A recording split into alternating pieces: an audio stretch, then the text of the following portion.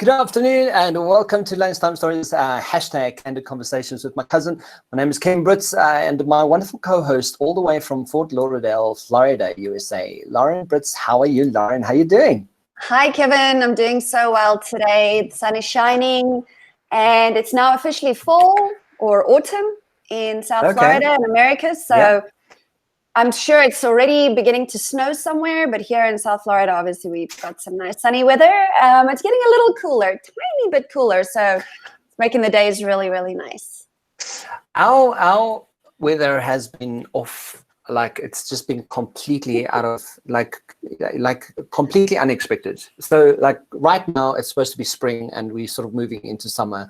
But like a few days ago it was snowing. There were talks of snowing in Cape Town. Wow. It's like, Cape Town. I don't know what's going on. I don't know what's going on. they have their own weather, so they do. They have a completely whole version of their own little weather system. So one of the things I did, and I don't want to necessarily get into this topic, but what I did want to ask you was I did watch the debate, the big debate, and some people were referring to this debate as a big show, you know. Surprise. And I was watching and I was going, this, you know, if you said to me that those were the leaders of the free world kind of moment, I was completely in shock that, you know, it was never a case of stating a point or having some solid information. There was constant barrage of attack the whole time from both sides, and you're kind of going, wow, this is this is what the world is coming to, right? Like it's got to that point. And then the whole thing that Mr. Trump and he got what do you call it? You're supposed to say President Trump, but Trump got COVID now the argument behind it is kind of going, okay, but he's fine. Like, and he's going, I'm fine. See, I got COVID and I'm fine. So like my head was like, is that like complete like publicity stunting or you know, just my light little opinion about it, but it's like that was an interesting thing to I mean, witness. It is something to just touch on because, you know, it was a big event. Of course, leaders of the free world, what happens in America, whether we like it or not, affects the rest of the world. And I do believe they understand that. How much they take that into consideration in the moment, I'm not sure. But what I would say is, as a ex-journalist, as a very curious person, and not a, a skeptical person. I'm not negative. I ask questions. And so honestly, like a little child would. I mean, think of little children. They're so great. I always love going back to kids and like complete curiosity, children, right? There's just there's like really no like agenda. And if there is, they make it known, right, with kids. So kids will just be like, you'll tell them something amazing, like, oh, we went to the moon. And they'll be like, why? You know, why? Why? Like everything is why, right? So when I was watching the debate, I kind of did that. I was like, but why? You know, like, why is this happening? Why are you saying that? Why did Biden call you, tell you to shut up? Also, you know, people were revering that. You know, I'm not either or for or against, but people were like, tell him to shut up. And I'm like, wow, your kids are watching, you know? And also, Trump also made it like he took a low blow at Biden's son. Big time low blow. And I was like, wow, like he didn't go back at him with, but your children. He didn't do that. And I thought, wow. Absolutely. It's almost like he didn't know what to say and he kind of just went there. And I was like, Yeah, there's a lot of politics behind the scenes. I mean, you know, Biden's son is known to have had drug addiction issues. This is a common story. This is not something that was sort of released during the debate. But yes, what a low blow a little bit, right? But there's also a lot of, I think what he was referring to also was the politics between the countries and, you know, the stories that go on behind the scenes. Yeah. What I would say to anybody watching is don't get sucked too far into the details. Just stay on the surface and start asking yourself why certain things are happening. For example, the moderator, the moderator seemed very odd to me. I don't think personally he was a great moderator. I would have chosen somebody else. I kind of felt like he picked sides every now and then. And also moderators shouldn't talk that much. He spoke too often. But another thing, the whole thing with, Donald having COVID, apparently, I'm not saying he's a liar. I'm not saying anyone's a liar. If he's a liar, they're all liars, But all I'm saying is everything is created. I find it very interesting that people think that politics happens on the moment. Politics is Hollywood. That's how Hollywood was created. That's how Bollywood's being created. That's how Nollywood's being created in Nigeria. All of these places are creations, and there's really very little separation between the government and this and that and that. They connect somehow. So all I would say is, okay, Donald had COVID for 2 days, and then he was released from hospital, and that I find quite strange. So, apparently he had COVID. I don't know. Yeah, maybe he's just really healthy. I don't know. I think it lends itself to the fact that it is about the representation of what they need people to see, from a branding perspective. It's a difficult fight at the moment. It is, right? It really is. There's a lot going on behind the scenes that I just think we're not aware of it. So we only have what the mainstream media tells us, and that looks just like a mess right now. So we don't really know what's going on, to be honest. I would just say to any and everybody, ask why the whole time, and you might come up with something. And I'm like leading from that point to preface it to today. The chat that we want to be having is around the why. So don't you want to give us some inroads on that and why this is a topic of discussion? Yes. So while we're not discussing the debate or politics or anything, I think what it really shows is we need to start asking the question why. We're here. And we're doing business and we're in our jobs and we're working and we're just going every day. But I think a lot of us haven't stopped to really ask why. And even if you have stopped to ask why before, maybe it's a question we should ask ourselves a few times over and over in our lives, maybe in different times when things are changing. Currently, I am I have already taken the wonderful step of hiring a business coach for my business. Because it's gotten to a point now in our lives and in my business where I need to level up. I need to go to the next step. I need to figure out how to do that. But in order for me to actually do that, and in order for my business coach to help me do that, I have to figure out and refine why I am, why I exist in a way, and why is it that I do what I do. And what is it that I do to that why? What is my why? And I thought that, initially was, that's easy. I know why I do everything. But now I'm being tasked again to come back around and hit refresh and look again at why do I do what I do? And it's a good reminder, I guess, for everybody just to maybe take a moment to think about why they do what they do. I think it's important because once we know that, we can start launching from a very defined platform. And I think from there is great success. Yeah, when you first asked or prefaced this, my intake to this was being part of a bunch of networks and other groups.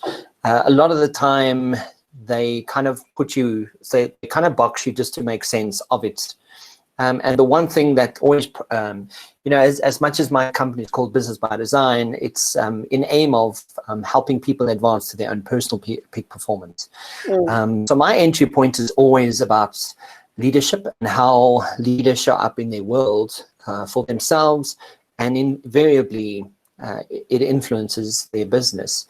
And I think very often, your why, once you start asking that question, it very much often leads to what your values are, what your beliefs are, and how limiting beliefs can influence that. the decisions that you're making about your life, about how you want to go from here to where you want to go, and goals, and really sort of getting to being associated with the goal that you're setting up for yourself. Because once you are in association of the goal and what it looks like, you can start prefacing what are the steps that I'm taking towards my goal. And very often, when coming from a leadership perspective, and that's why I always, you want to get them to a why with the sub headings or the sub information that lies just beneath it to support the why. You kind of have to know, so what is my value? And when, very often corporates kind of display that why, and they go, or their values, and say, our values are integrity, and our values are, what is that, like customer experience, right? And you say, okay, cool. If that is your value, if that is your entry point, tell me how it behaves.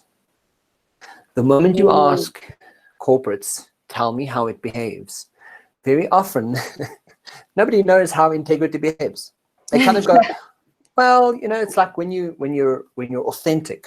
It's like, okay, cool. Tell me what authentic behaves like. So very often people don't have reference to creating this wonderful picture because they're so completely disassociated from it. They don't know how to action it. And I think, the topic of getting to that why really starts prefacing and really starts giving you a beautiful entry point at what is my foundation built on? What is my foundation? How do those values and the belief systems and the decisions I'm making about my life and those goals that I'm setting up in my life, how is that leading me to why I do what I do every day? Right.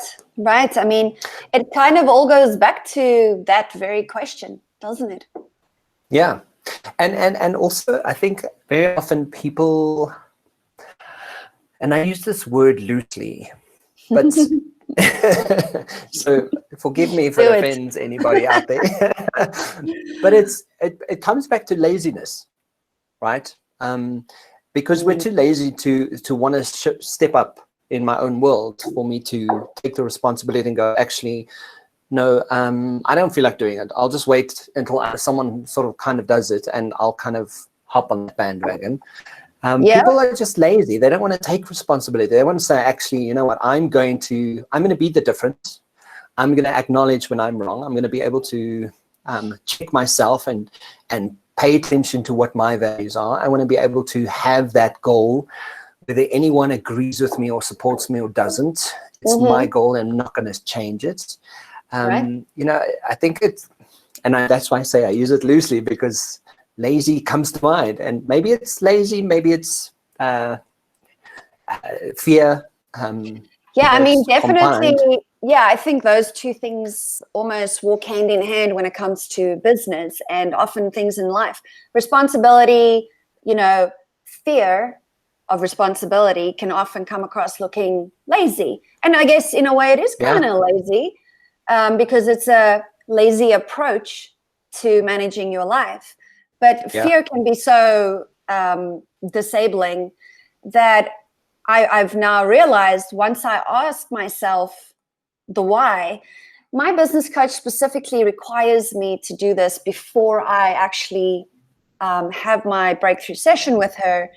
And she's obviously got my head going now and sleepless nights. So simple question, why do you exist? Why do you do what you do? And I'm like, oh boy. And a lot of fear has come up, a lot of fear of, I have big dreams. I have amazing people I want to help in the world. I want to serve. I want to, create beautiful things. And I'm scared. I'm so scared. Why are you scared? I mean, I have no idea. All the limiting beliefs, all the stuff, society, people who don't support you. I mean, there's a million reasons, right? So I've been kind of moving through this, and it can be paralyzing, which can really just stop you in your tracks.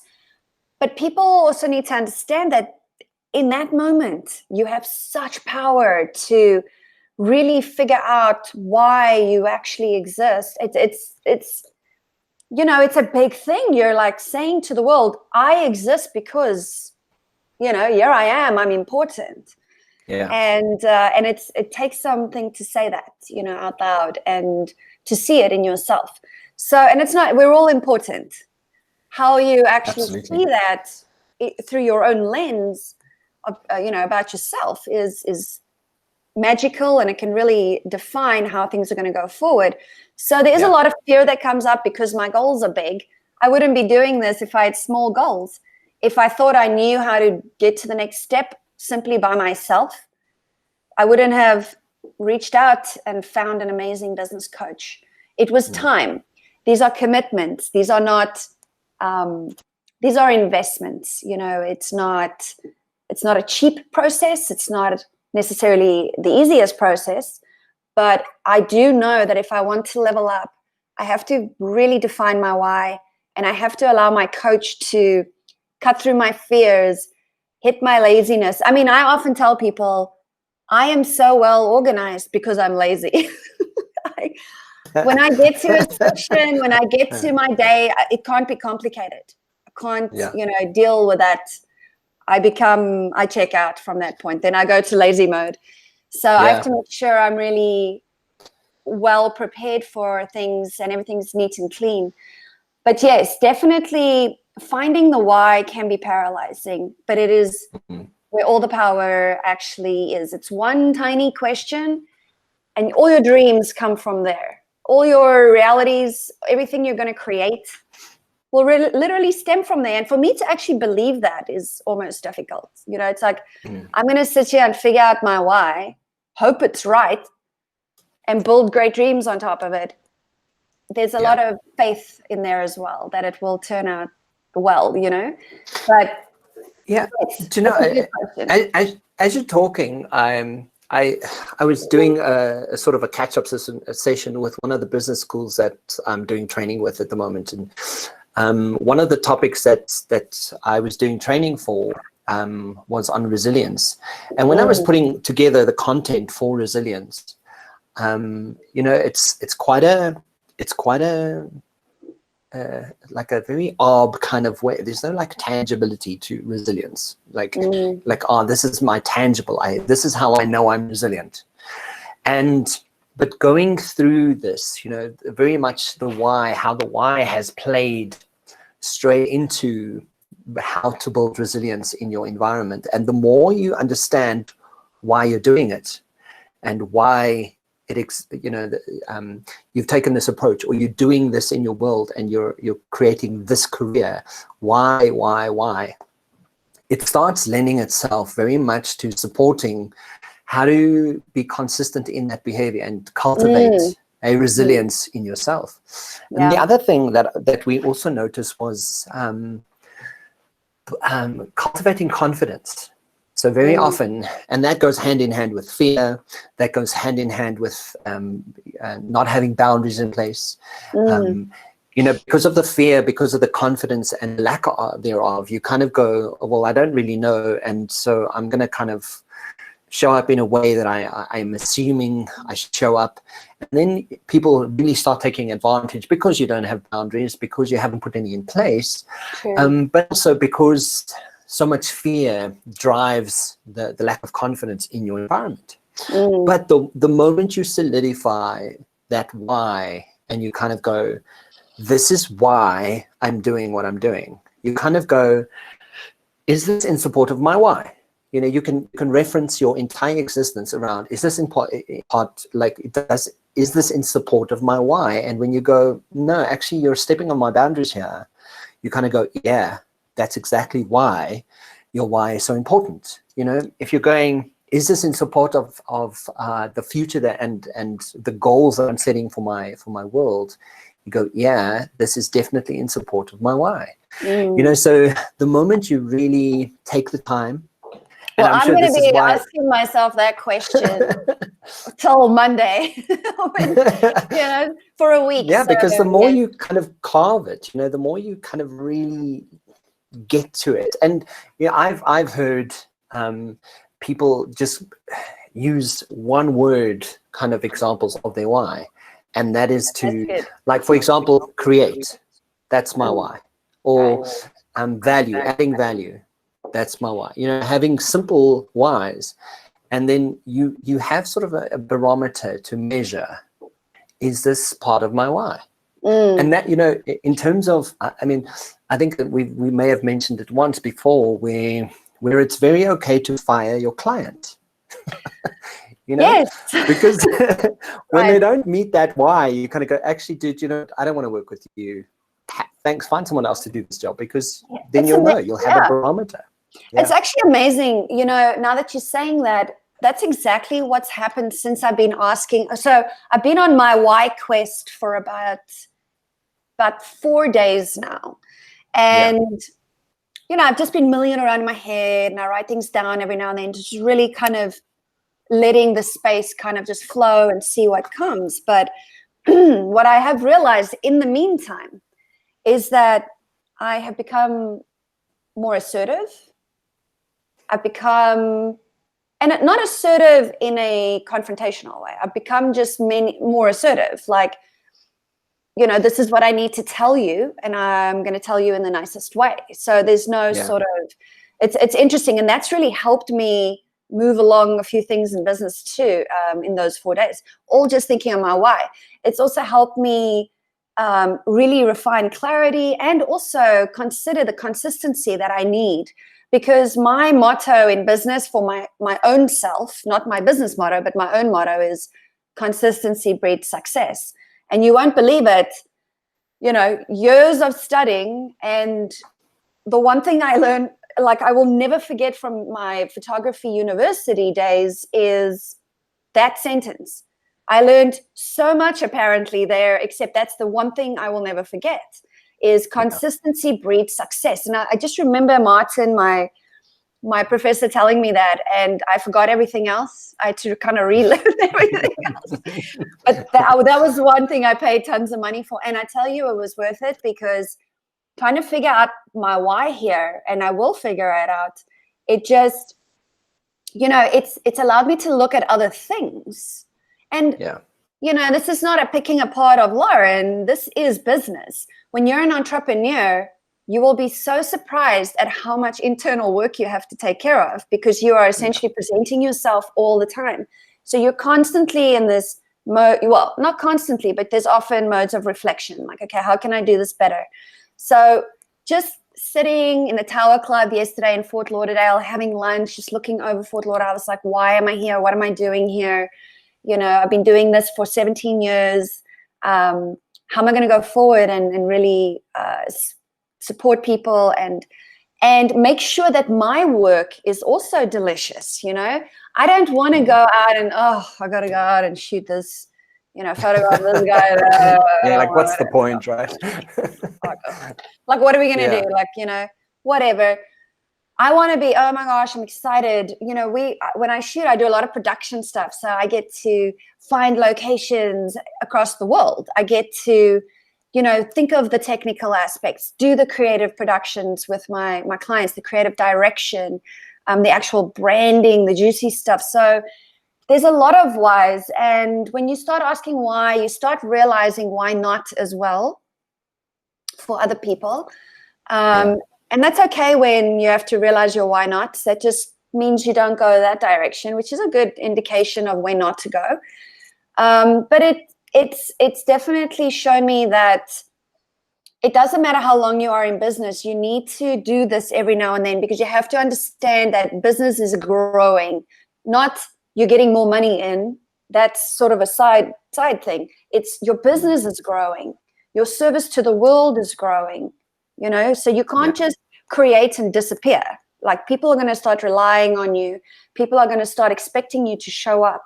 People are going to expect you to give you what you tell them you're going to give them, and the experience, of what you give them. One of the things I'm up against is the idea people have of photography. So, instead of trying to change everybody's minds in the world, I have to figure out, how do I go forward, show what I offer in the world? I mean, there's a lot of imagery in the world. We cannot live without it. And, we need people to create that. And it's very powerful. So, I have to also go about just sort of understanding that people will have a different perspective of me, regardless of my why. And that's okay. I'm just creating the path and I'm going down it, and they can stand next to the path and watch or participate. So yeah, as you're talking, one of the things that occurs to me is, when I started doing what I was doing, and I inevitably was just very curious about people's behaviors since I was very little.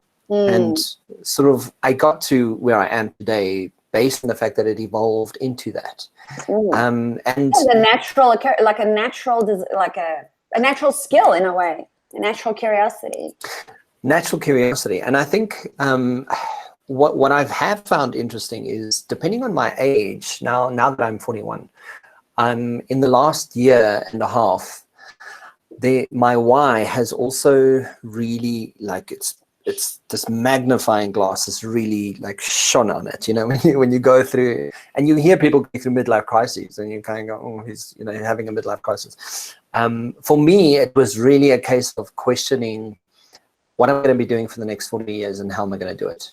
Because it's like, if I'm going to be doing this for the next 40 years, I really need to enjoy it, and it really needs to support, like, my psyche. I really want to get my brain involved, and that's probably happened in the last year now. I've really started, and COVID has been such a blessing in a way, for my business and my consciousness around what am I going to do now.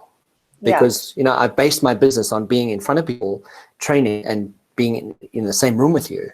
Right. And kind of COVID brought me to sudden realization that doesn't happen anymore. And thankfully, my brain kicked in. And here's the thing.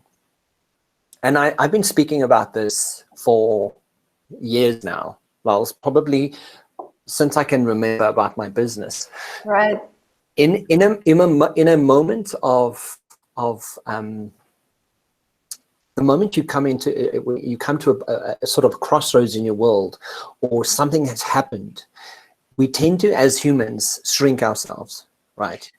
Yes. And very often, in that moment, what your brain is wanting you to actually do is reach for something. Break out. Right. And break out from what you're used to, and what's safe and what's normal.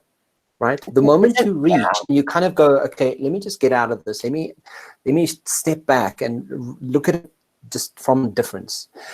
Your brain is asking you to reach for what's bigger than the moment you're in. Right. And I think that, especially when it comes to your why, it just lends itself so beautifully to, well, this is why I'm doing what I'm doing, and what's bigger than this moment. And when we get to that other side of that coin, I know we both have so many stories we can share around this, is you reach for the bigger moment, and you go, okay, that opinion about my life that you have doesn't matter. I'm actually bigger than that moment. You're disagreeing about this, right? Like, this literally just happened to me. I mean, I know it happens all the time, but in the last few days, I've had this experience where it's actually a visceral experience. I can actually feel the weird shift. I feel like I've been in a very uncomfortable space, which is fine. I know, as a business person, when I'm in that space, it's going to get interesting.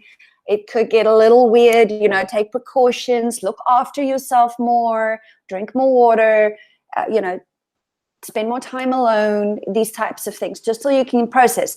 These are not spaces to be avoided, and I know a lot of people try to avoid this space. It's best to walk through it, because on the other side, and that's the thing, the magnifying glass, right? Now suddenly you're being magnified and you're like, oh my God, American thing. I'm standing, I'm hanging off the side of a mountain, right? I'm like, I feel exposed. Everybody's staring at me. I can feel the judgments just like coming at me. And I'm like, oh my God. And yet I'm enjoying it somehow.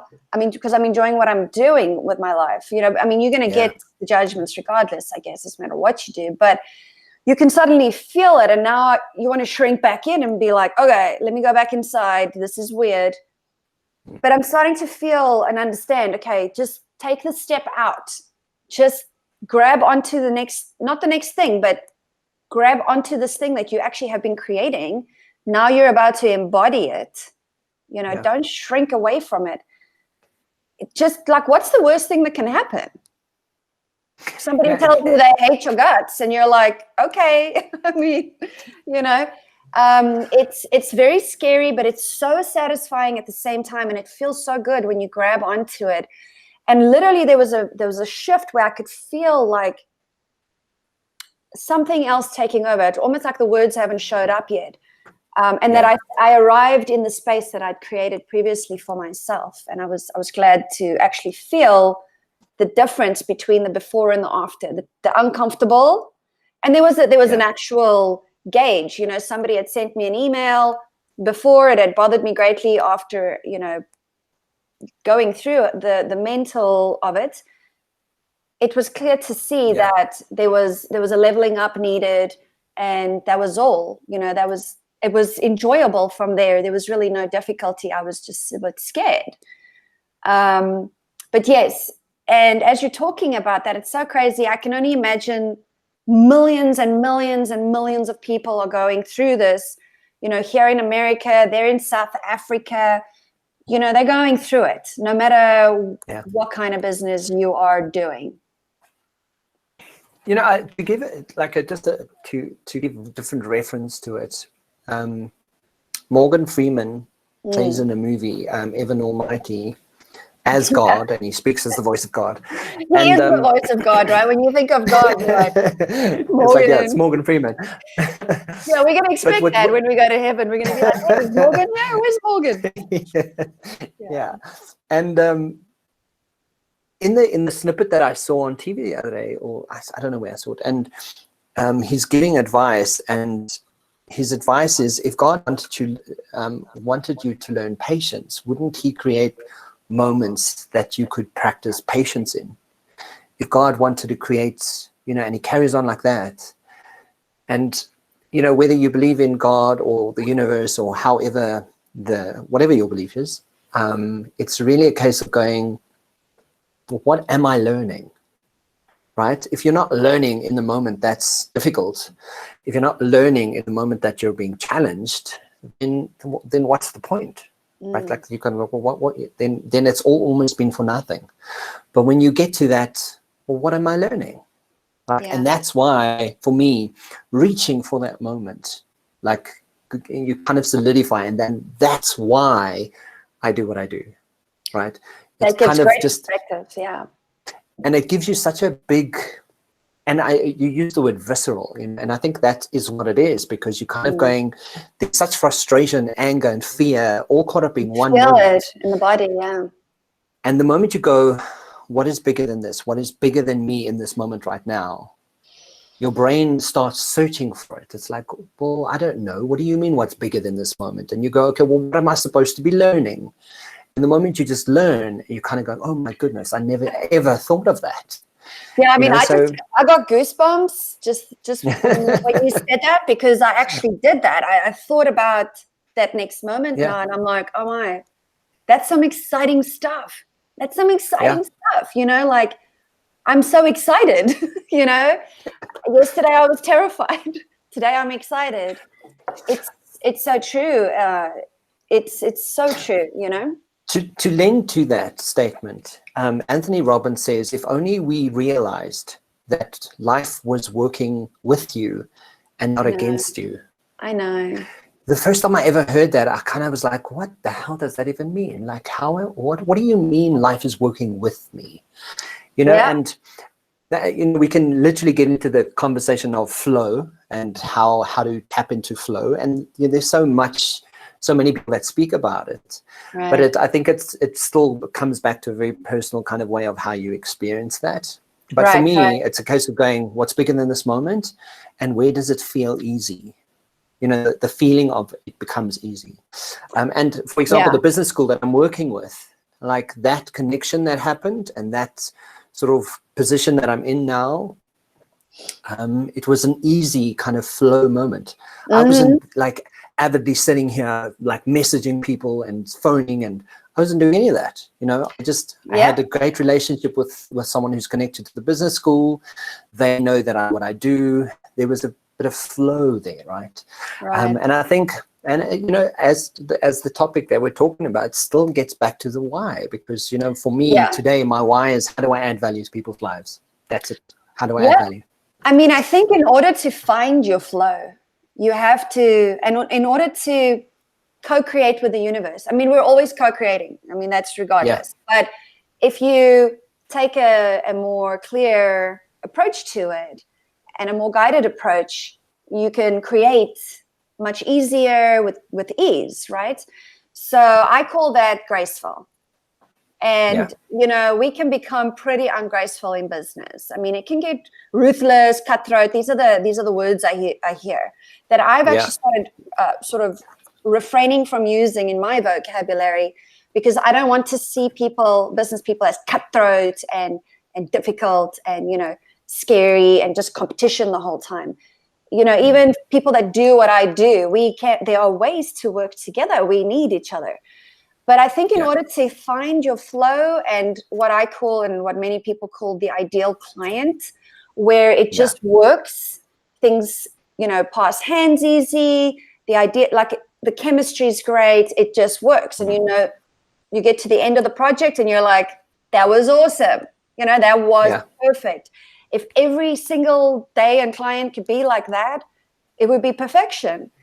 But in order to get that, like I've had a difficult client recently that I love them as human beings. They like to tell me how to do things, The difference is I don't tell them how to do what they do, because I don't do what they do, right? Yeah. So it's interesting. There's a lot of challenges to come up against, with people's thinking, but in being assertive with them and letting them know in a non-confrontational way that I was probably the best person to decide how it was going to happen, how long it would take, what it would cost, since it was my business, my energy, my world. Someone was trying to annex me and handle me, and I'm like, whoa, okay, boundaries, redefine the boundaries, say what I need to say. I don't like elephants in the room. Yeah. But I've found a way to say what I need to say without being confrontational. Now, it's also up to the person reading the message. I mean, I can't control that. But from my perspective, it was amazing, because I was able to say what I needed to say, take my power back, because it's mine, put the boundaries in place and say, listen, if we're going to work together, we're meeting here. And please respect me as that professional that can lead you down that line. That's why you hire me, essentially. Totally fine. And that really propelled me into my why, because that's what I've been thinking about, right? So in doing all these other things, I was like, oh, it reminded me, yes, this is what you do, Lauren. These things that you are now keeping in boundary to these people and reminding them of is what you do. That is your magic. Yeah. And you know it, you just have to package it in a way that is ease goes, along with ease and grace. It's easy and it's graceful, and it's an amazing experience. And all those who want that ease, grace, amazing experience, and a phenomenal product at the end of the day will find me, because I'm here for them. I'm here for them. That's why I'm here. And it's tying all that together that just, it's such a beautiful process. One of the things that also, stands out for me is very often when you've done the work and you get to the other side of that, the equation, the amount at what you're willing to pay or what you're willing to charge for really changes. And I don't know if you've experienced this, but in the beginning when I started my business, I thought, I don't know, how do you charge for your time and how do you set that up? And I was so it's one of the hardest things to figure out. It really is. Right. And eventually when I was getting results and I was seeing people flourish and people just like claiming the content. I mean, today's feedback session with the business school, people were mentioning like, oh, this is what Kevin taught, and there were like 15 other facilitators in this whole process.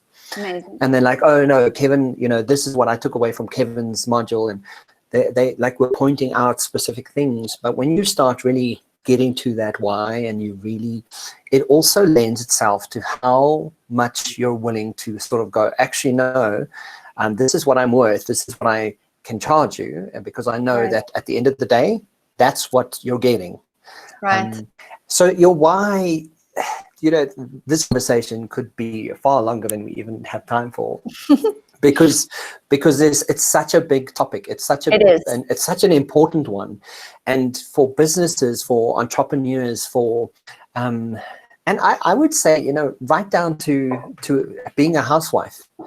I think people I even use that language incorrectly. I would say even when your life choices is being a housewife. Yes. Yeah. There's a why attached to that, and quite a big entry point to who you're bringing up in the world. If you could afford to be a housewife, and you having children, and you're bringing like people into the world, that in itself is such a responsibility. So your why lends itself to business, to being human, to being great relationships, to having constructive relationships, to it really lends itself to almost every facet of your life. And the more you know about it, the more you're clear about it, the more you can gauge where I'm at and how I'm doing. In your world. Right. I think for the purpose of finding one's why, it's very difficult to know how to go about doing that, like the steps to take. And it's kind of like, you're like, where do I start, And the way I've just kind of done it, and there are business coaches out there, of course, of different levels, and some people help you find your why, and some people will help you find your why, your what, and your how. Where I'm at, I have been tasked with my why, and we will be getting more into that. I will get some feedback around that, and then we will be working greatly on the how, the what, and the how. And I think what I've done is I've just started opening up a space in my mind, and I've started asking friends, like, why do you think I exist? What do you get out of me? Like, what do you see in me that you see as my contribution to the world? We see ourselves so differently. They see things I don't see. I see things they don't see. So I've started writing them down, and in a process of deductive sort of reasoning, I've kind of started indicating, like, what is my ideal client? That also tells me very much what my why. How much do I want to make in this world, and how much is that worth? So all these little things, I don't think there's one formula. If you Google it, there's probably a billion formulas to find your why. But really, I think the best person for it is you, just mulling around your head, and then slowly but surely gravitating towards a coach or a personal coach of some kind, even a life coach or a business coach, who can really refine that for you, and then start using that as your basis, because it's going to be the magical basis that propels everything you create in your life. So definitely a business. Because I do coaching, I'm quite biased to it. So I'm going to leave that to you as our sort of summing up of today. Yes, why do you need a business coach? Why do you need a coach? Why?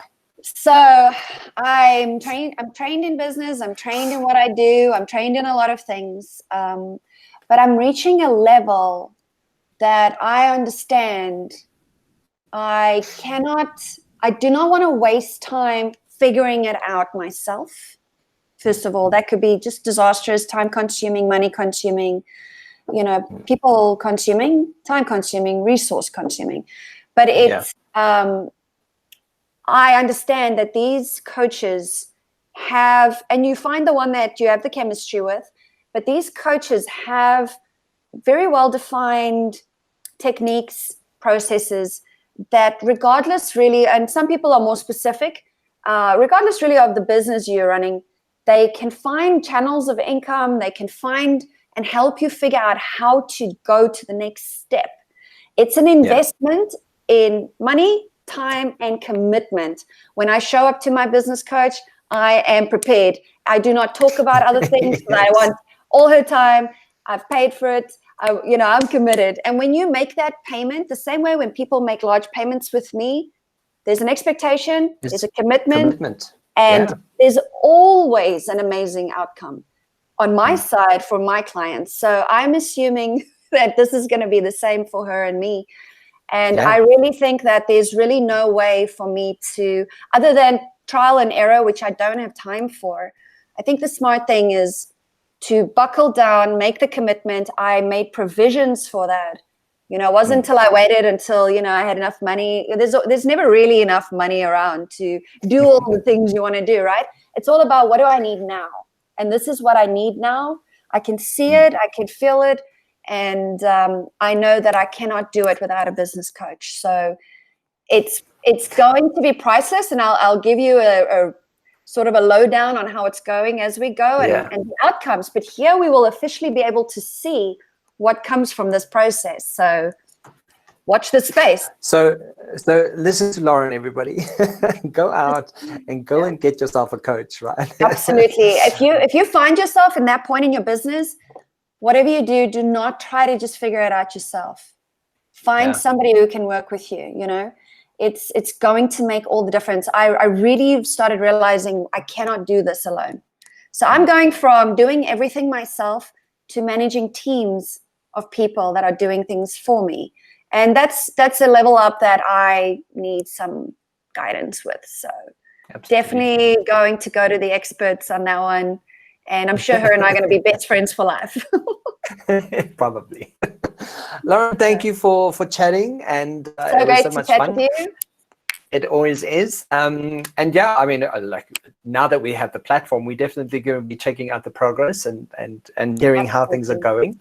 Absolutely. In terms of our conversation next week, we haven't prefaced it, have we? No, we haven't. But I know that it's always got to do with something interesting. If it's not a bit of politics, it's just candid conversation, or a bit of how we're doing as entrepreneurs and what we do and how to do it more effectively. If you want to catch this, guys, it goes out on Friday on ebizradio.com every Friday at 12 o'clock. So please tune in. And Lauren, thank you so much for chatting. Thanks, Kev. Have a wonderful weekend and week ahead. And thank you. Happy business. Happy business. Chat to you later. Chat to you later. Bye. Ciao.